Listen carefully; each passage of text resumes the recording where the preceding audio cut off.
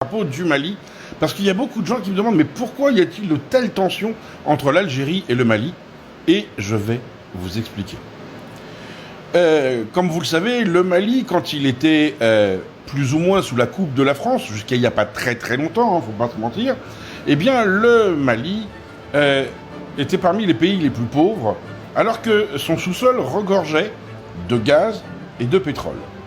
Et on s'aperçoit que dans la zone de Kidal, qui était contrôlée par la France depuis très longtemps, où il y avait également les terroristes, et que les terroristes avaient comme but d'empêcher les Maliens d'approcher, alors terroristes, ils n'ont de terroristes que le nom, on vient de s'apercevoir de quelque chose, et c'est les Maliens qui s'en sont aperçus après le départ des Français, donc on va être très clair, la France joue un rôle majeur dedans, eh bien on s'aperçoit que les puits de pétrole ont été creusés, des gisements de gaz ont été exploités par l'Algérie avec des pipelines et des gazoducs allant de la région de Kidal vers l'Algérie, où ils se reliaient au réseau algérien pour alimenter leurs clients avec du pétrole qui ne leur appartenait pas.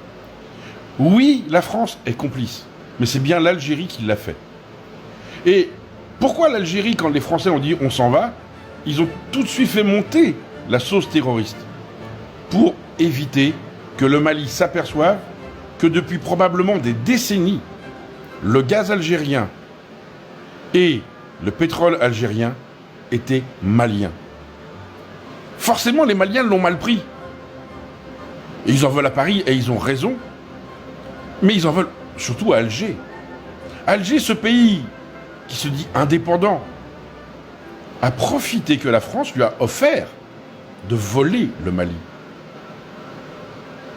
Alors quand l'Algérie parle d'Union africaine, faites-nous confiance, où est la confiance? D'ailleurs, pourquoi l'Algérie veut que le Polisario prenne le Sahara marocain? Pour les mêmes raisons. Pourquoi l'Algérie finance les terroristes maliens? Pour reprendre le pétrole. La raison, elle est là. L'Algérie vole depuis 1962 le pétrole et le gaz malien. Alors, les Maliens sont tout à fait conscients qu'il n'y aura jamais un paiement de la part de l'Algérie. Par contre, maintenant, l'Algérie, les vannes sont coupées.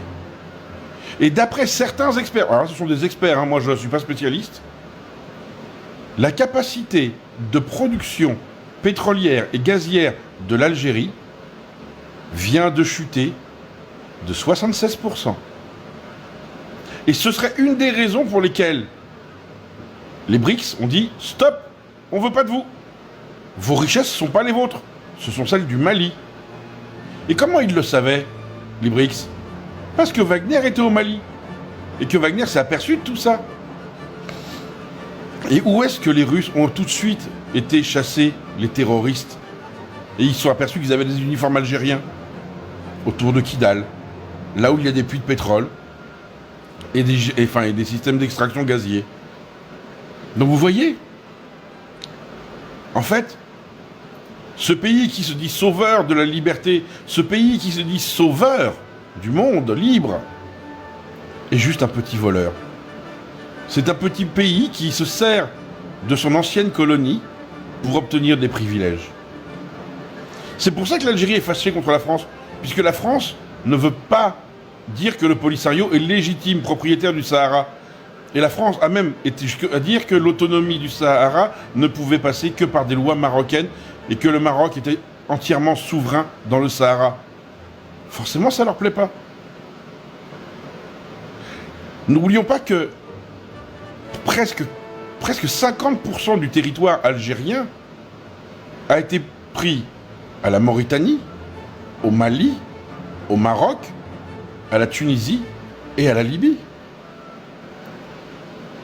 Si en plus de ça, les pays réclament ce qui est à eux, et sincèrement, vu ce que Moscou fait en Ukraine, il y a un jour où tous ces pays diront « on veut retrouver nos frontières », et ils le feront.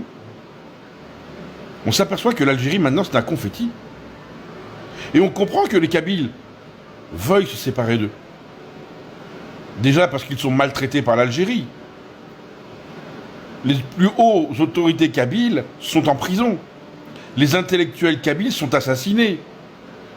Le général Nézar a fait assassiner 250 000 Kabyles pendant les années de plomb, et plus de 500 000 Algériens au total, sans même parler des 375 000 Marocains qui, en 1973, ont été pourchassés par Nézar. Voilà ce qu'est l'Algérie. Voilà quelle est la réalité de ce pays.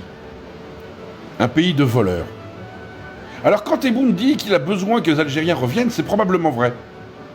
Parce qu'il est conscient que autour de lui, c'est en train de se resserrer. Que les frontières sont en train de se faire. Et que l'air de rien, l'alliance des pays du Sahel qui sont tous soutenus par Moscou et Pékin, et du Maroc, qui est une alliance illogique, puisque le Maroc est plutôt soutenu par les États-Unis, ça montre à quel point plus personne ne fait confiance à l'Algérie. Et c'est une véritable tragédie pour le peuple algérien. Que va devenir l'Algérie avec 80% de gaz en moins, à 76%, 80% de pétrole en moins? Comment vont vivre les Algériens? Que reste-t-il aux Algériens pour payer leurs dettes? Rien. 2024 s'annonce très difficile pour l'Algérie, et je suis curieux de voir comment le gouvernement algérien et le peuple algérien vont réagir.